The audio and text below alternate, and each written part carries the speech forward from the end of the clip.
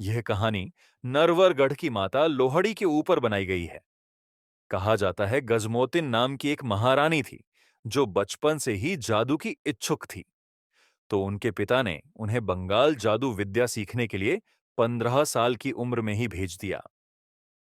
जब वह संपूर्ण जादू कला सीख गई, तब वह लौट के अपने गांव, अपने राज्य में आ गई। जब वह आई तो उनकी उम्र 20 से 22 साल की हो चुकी थी और वह जादू में महारत हासिल कर चुकी थी। निषाद देश के राजा वीरसेन के पुत्र नल प्रतिदिन जंगल में शिकार करने के लिए जाते थे। उधर गजमोतिन प्रतिदिन अपनी सखियों के साथ जंगल में घूमने के लिए आती थी। एक दिन उनको जंगल में राजकुमार नल शिकार करते हुए दिखाई दिए। राजकुमार नल सुंदर, गुणवान और बहुत आकर्षक थे। जब उनकी नजर उन पर पड़ी तो वह उन्हें देखकर मंत्रमुग्ध हो गई। उसके बाद उन्होंने निर्णय लिया और उनके बारे में पता किया। तब उन्हें पता चला कि यह राजकुमार नल है, निषाद देश के राजा के पुत्र, और यह प्रतिदिन जंगल में शिकार करने के लिए आते हैं। तो उन्होंने उनसे मुलाकात करने की सोची और उन्हें अपने मन की बात बोलने से पहले उन्हें जानने की कोशिश की। धीरे धीरे उन दोनों को आपस में प्रेम हो गया। तब उन्होंने निश्चय किया कि मैं विवाह राजकुमार नल से ही करूंगी। इसके बारे में उन्होंने अपने पिता से बात की तो उनके पिता प्रेम विवाह के खिलाफ बोले और उन्हें एक कमरे में बंद कर दिया और महल से आने जाने से मना कर दिया। हालांकि यह बात राजकुमार नल को पता चली, वैसे ही वह चोरी छुपे गजमोतिन से मिलने के लिए जाने लगे। धीरे धीरे उनके बीच प्रेम बढ़ गया। रात में इंसान और दिन में मक्खी अपनी जादू से बना दिया करती थी। जब राजकुमार शिकार पर जाते थे और बहुत दिनों तक नहीं आते, तो उनके पिता वीरसेन को पता चली। तब उन्होंने राजकुमार का विवाह करने का निश्चय लिया। इधर गजमोतिन ने प्रेम विवाह के लिए राजा को उत्साहित किया और कहा, अगर मेरे पिता की मृत्यु हो जाए तो यह विवाह संपूर्ण हो जाएगा। इधर राजकुमार के पिता वीरसेन राजकुमार की शादी की तैयारी करने लगे और अलग अलग राज्यों में शादी के लिए खबर फैला दी। विदर्भ देश के राजा भीम की पुत्री दमयंती से उनका विवाह तय हुआ। इधर राजकुमार नल और गजमोतिन दोनों ने मिलकर गजमोतिन के पिता को मृत्यु देने का प्लान बनाया। जब उन्हें पता चला कि उनके पिता के प्राण एक पक्षी यानी हंस में बसे हुए हैं और वह हंस 7 समुद्र आड़े 7 समुद्र खड़े पहाड़ों के बीच एक द्वीप में छुपा हुआ है, तब उन्होंने यह बात राजकुमार नल को बताई। राजकुमार नल निषाद देश के किले की परियों को लेकर, रेवा और परिवार को लेकर 7 समुद्र आड़े 7 समुद्र खड़े की तरफ चल दिए और हंस को मार दिया। इधर गजमोतिन के पिता, जो एक राक्षस रूपी में थे, उनकी मृत्यु हो गई। जब राजकुमार नल को पता चला कि उनके पिता ने विदर्भ देश के राजा भीम की पुत्री दमयंती से विवाह तय कर दिया है, वह अपने पिता के एक आज्ञाकारी पुत्र थे, तो उन्होंने लास्ट बार अपनी प्रेमी गजमोतिन से मिले और झूठा दिलासा दिया कि हम बहुत जल्द शादी करेंगे।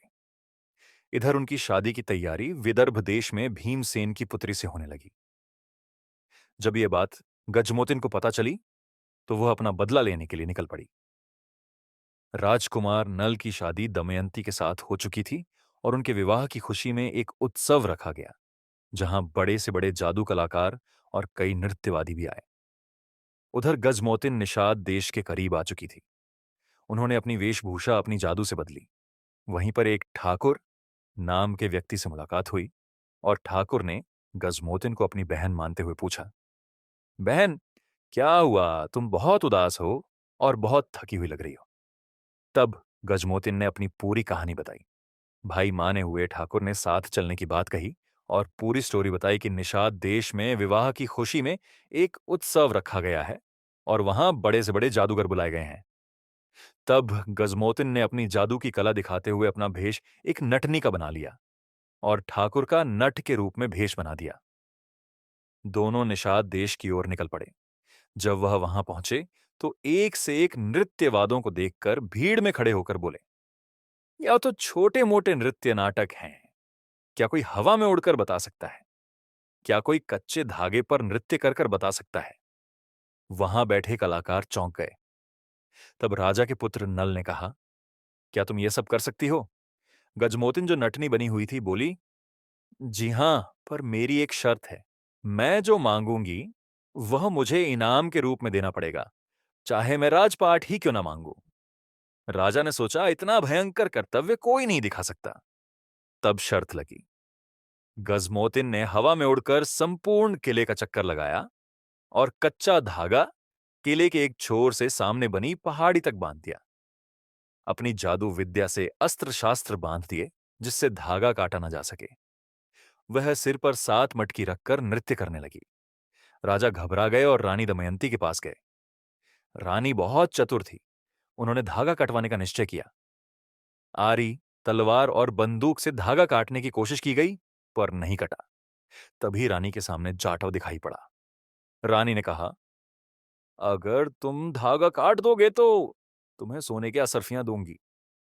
जाटव मान गया और अपने औजार रापी से धागा काट दिया। धागा कटते ही गजमोती नीचे गिर पड़ी। गिरते ही उन्होंने अपना असली रूप लिया और ठाकुर को भी उसका असली रूप दिया। गजमोतिन ने राजा को श्राप दिया, मेरे पेट में तुम्हारे 6 महीने का संतान है। मैं कसम खाकर कहती हूं, तुम कभी सुखी नहीं रह पाओगे। जो खाओगे वह तुम्हारे नसीब में नहीं रहेगा। जिस राजपाट पर तुम्हें घमंड है वह तुम्हारे काम नहीं आएगा। तुम सोना चांदी हीरा जवाहरात जिसे भी छुओगे वह पत्थर और मिट्टी में बदल जाएगा। इतना कहकर उन्होंने प्राण त्याग दिए। राजा पर श्राप का असर दिखने लगा। वह जुए में अपना राजपाट हार गया और किला छोड़कर जाना पड़ा। जाते समय कुलदेवी मां भुजंगबल्या देवी प्रकट हुई और बोली, अगर किला छोड़कर जाना है तो मेरे ऊपर से मृत घोषित करके निकल जाओ। देवी पसर गई और राजा रानी उनके ऊपर से निकल गए। काफी वर्षों बाद एक लकड़हारा रोज लकड़ी काटने आता था। एक दिन वह उसी पेड़ के नीचे सो गया जहां गजमोतिन का शरीर दबाया गया था। सपने में गजमोतिन आई और पूरी कथा बताई। लकड़हारे ने वहीं पत्थर स्थापित कर दिया और पूजा शुरू कर दी। गजमोतिन शक्ति रूप में प्रकट हुई और कहा, इस पत्थर की पूजा लोहाड़ी के नाम से करना। जो संतान मांगेगा उसे संतान मिलेगी। जो विवाह मांगेगा उसका विवाह होगा। धीरे धीरे वहां मंदिर बन गया जो आज लोहड़ी माता के नाम से प्रसिद्ध है। दूर दूर से लोग अपनी मन्नत लेकर आते हैं। बच्चों की प्राप्ति पर मसान बाबा की पूजा होती है। शादी की मन्नत के लिए लोहड़ी माता को लस्सी, पूरी, पुआ और कच्चा चावल चढ़ाया जाता है। घर की समस्या के लिए ठाकुर बाबा को सिगरेट, सफेद झंडा चढ़ाया जाता है। आज भी लाखों लोग माता के दरबार में आते हैं और खाली हाथ नहीं लौटते। लकड़हारे के परिवार की पीढ़ियां आज भी मंदिर की पूजा करती हैं। तो आप भी आए और माता के दरबार में अपनी अर्जी लगाइए। बोलिए लोहड़ी मैया की जय।